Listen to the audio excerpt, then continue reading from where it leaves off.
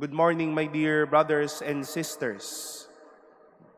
Happy Fiesta po muli sa inyo as we remember the dedication of our Mother Church, the Manila Cathedral. It is also again our fiesta. Pangatlong araw na po nating nagbabatian ng Happy Fiesta. Pakainin nyo naman kami ni Monsignor Rolly. We remember today how this church was made holy, and as it is the word dedicated for the glory of God and for all of us to be made holy. I suppose not all of us would witness a rite of dedicating a church. Meron po ba dito sa inyo yung naka-attend 6 years ago when this altar was dedicated according to the rites of the Second Vatican Council? Maliban po siguro sa mga servants, no? Meron po ba dito sa mga faithful natin? It was dedicated or presided rather by our former Archbishop, Cardinal Chito Tagle.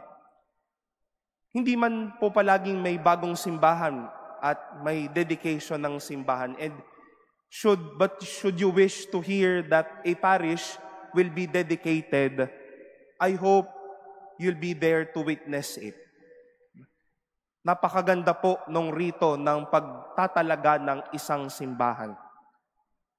We use the word dedication in the celebration.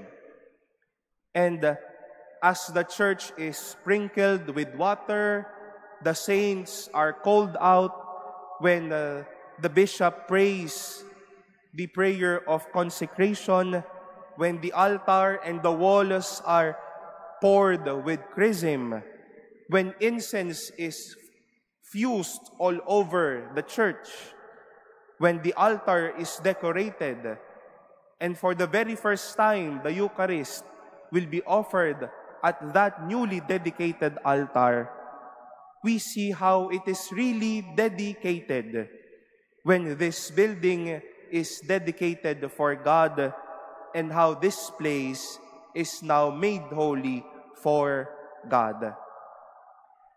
And it is a beautiful reminder for us, as this cathedral was made holy by the rites of this dedication.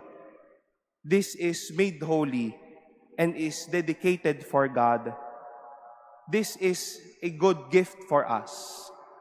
All of us, the living temple, St. Paul said in our second reading, is also continuously made holy and dedicated for God. Kung ang lugar na ito ay itinalaga para sa mas lalong ikapupuri ng Diyos, tayo din ay itinatalaga ng Diyos. Kaya po, huwag tayong magulat kung minsan tila inaalis ni Jesus ang anumang mga bagay na hindi po nagpapabanal sa atin. We've heard how He threw out the mess at His Father's house.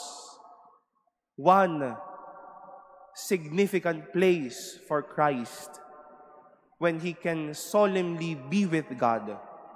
And now it turned out to be a marketplace. And this marketplace will also be true because in our hearts there lie sins, our scandals, our dirt. As I've said yesterday, what would make us ugly and lifeless.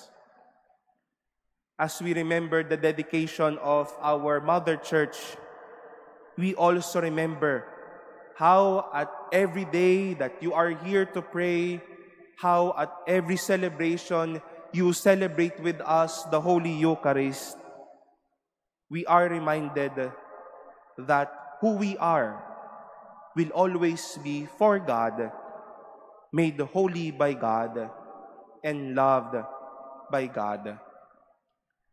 The place is not only dedicated to God, but all of us, His loving children, will always be made holy and loved by this gracious God in our lives.